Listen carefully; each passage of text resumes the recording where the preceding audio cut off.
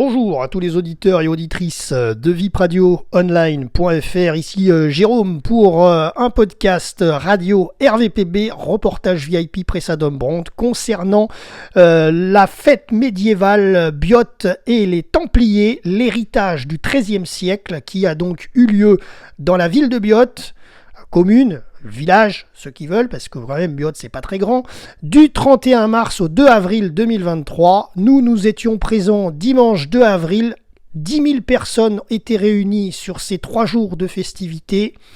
Alors l'entrée était libre pour tous. Il y avait des navettes pour venir sur la commune du village, il y avait quelques parkings autour bien entendu également. Animation, reconstitution, combat, spectacle équestre, marché médiéval. Vraiment beaucoup d'événementiels autour de cette grande fête médiévale qui est donc revenue cette année en 2023 après plusieurs années d'absence, notamment pour cause de Covid, j'imagine. Alors, le plus gros de la manifestation, c'était samedi 1er et dimanche 2 avril. Alors, dans nos images, vous allez le voir, vous le voyez en défilé, mais il y avait de nombreuses activités à voir, pour participer. Alors, il y avait notamment la reconstitution de campements médiévaux. Il y en avait 21 qui étaient représentés pour tous les participants, les figurants au spectacle. Alors il y en avait à Biote Village, des campements médiévaux, mais il y en avait également au campement de la Fontanette, où on a passé une large partie de notre temps dimanche après-midi pour les spectacles. Il y avait des démonstrations et ateliers d'artisans médiévaux, tisserands, forgerons, potiers, verriers, vitraillistes, tonneliers, etc. C'était dans la rue Saint-Sébastien, dans le village de Biote.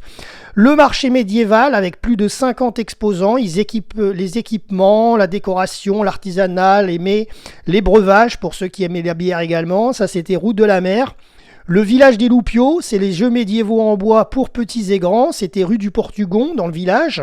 Il y a eu des démonstrations de catapultes, alors vous avez notamment une de nos photos, on était au campement de la Fontanette et il y a eu, ils ont lancé les grandes les boulets là, les pierres là, depuis les catapultes, ils appellent ça les machines de guerre, c'était assez intéressant. Ensuite il y avait le village des bâtisseurs médiévaux avec la démonstration de cage à écureuil, engin de construction médiévale, atelier taille de pierre pour enfants, ça c'était très sympa, vous avez une photo également, la cage à écureuil aussi, et un atelier participatif de tours sur bois. Il y avait aussi de la broderie en atelier, tout ça c'était dans la rue Saint-Sébastien dans le village de Biote. Ensuite vous avez l'exposition de l'archive originale de l'acte de donation de Biote au Templiers de 1209, ça se passe au musée d'histoire et de céramique biotoise. Ce musée bien sûr il est ouvert toute l'année, donc vous pouvez y retourner. Nous on n'y était pas sur place ce dimanche, mais vous pouvez le visiter. Il y avait aussi une exposition de blasons et costumes sur le thème des Templiers à la salle d'exposition Edberg Toronne, et d'ailleurs il était possible aussi de louer des costumes d'époque, pour adultes ou pour enfants. Il y avait des conférences à la médiathèque Sonia Delaunay. Ensuite, il y avait des tavernes médiévales. Alors, nous, on les a pas vues. C'était au campement Mistral, dans le village de Biote. Mais il y en avait également au campement de la Fontanette. Et celle-là, on l'a bien vue. Cette taverne, on appelle ça la buvette aussi. Mais voilà, c'était assez intéressant de pouvoir toutes ces activités dans ce beau village de Biote. Et vous pouviez également vous restaurer, puisqu'il y avait des menus médiévaux dans les restaurants biotois.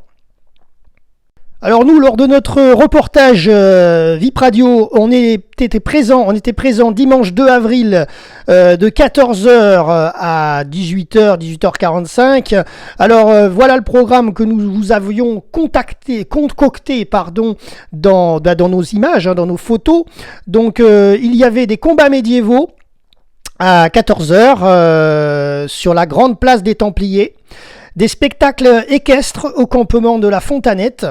Ensuite, à 14h30 étaient prévues les musiques médiévales par les compagnies Warhawk et la Volte Gaillarde, grande place des Templiers, démonstration de carillon par la compagnie Gueule de Loup. Alors on les a vus la Gueule de Loup, mais on les a vus dans la rue du village, dans la rue principale du village. Mais ils avaient fait une démonstration de carillon au campement de la Fontanette aussi. Il y avait la table ronde des conférenciers, ça c'était à l'église Sainte-Marie-Madeleine. À 15h, le grand combat des chevaliers en mêlée médiévale au campement de la Fontanette. Alors nous, on est arrivé à peu près à la fin de ça, voilà, sur le campement. Il y avait des contes qui étaient racontés par le conteur Éric de Rien, qui nous racontait tous les mythes de Merlin au conte merveilleux, un voyage en raconté multiples. Ça, c'était à la Porte des Tines, on l'a vu également lors de notre passage. Ensuite, il y avait le spectacle de la Compagnie del Coniglio. Vous l'avez en image, mais leur campement. Les Italiens, on les a vus, mais ils étaient dans le campement. Et ça, c'était à la Grande Place des Templiers à 15h30. Ensuite, à 16h, il y avait la scénette médiévale par la Compagnie des Boulegans, avec une musique festive et les amuseurs du Moyen-Âge. C'était au marché médiéval Route de la Mer. Il y avait donc la démonstration de catapultes, comme je vous l'ai dit. On a une photo dans ce podcast. Et il y avait des conférences aussi. Il y avait une conférence à la médiathèque à 16h. À 16h30, il y avait également des contes par Éric Derrien, Grande Place des Templiers dans le village, et la démonstration de carillon par la compagnie Gueule de Loup au campement de la Fontanette. Alors ça, il a dû être annulé parce qu'on l'a pas vu à 16h30 pile. Et ensuite, par contre, on était là à 17h, et à 17h, il y a eu le spectacle de Rapace sur le campement de la Fontanette. Il y avait des combats médiévaux Grande Place des Templiers, et il y avait des combats médiévaux par la compagnie Los Bos Nebros, c'était les Espagnols au Pont-Vieux sur la route d'Antibes. Et à 17h30, il y avait la musique médiévale de la compagnie Bragas, c'est les Tchèques, sur la Grande Place des Templiers. Et à 18h, départ Biot Village, il y avait le défilé final pour la cérémonie de clôture à 18h45. Voilà, vous savez tout ce qui s'est passé concernant ce dimanche après-midi du 2 avril où on était présent. Alors c'était quand même une fête médiévale assez impressionnante, il faut le dire. On a l'habitude de venir à Biot pour les événements. La dernière fois on était là pour Halloween, mais là vraiment la commune était vraiment impactée par cette fête médiévale. Il y en avait de partout, des animations. Il y en avait au campement de la Fontanette, il y en avait en bas du village, il y en avait en haut dans la rue principale tout en haut, il y en avait aussi à l'église. C'était vraiment une énorme fête sur toute cette commune de Biot. Donc évidemment beaucoup de public, quasiment 10 000 personnes à peu près étaient réunies sur ces 3 journées. Mais franchement, c'était une belle fête qui était vraiment très intéressante. Et d'ailleurs, on a pu discuter avec certains figurants et festivaliers de cette fête. Et ils nous racontaient qu'ils participent au Puy du Fou régulièrement. Voilà. Et puis, il y avait aussi des étrangers comme les Italiens, etc., qui étaient présents. Voilà. Donc, c'est une fête médiévale à retenir sur la Côte d'Azur. Biot et les Templiers. Voilà, c'était Jérôme pour RVPB, vipradioonline.fr. À très bientôt pour de prochains reportages.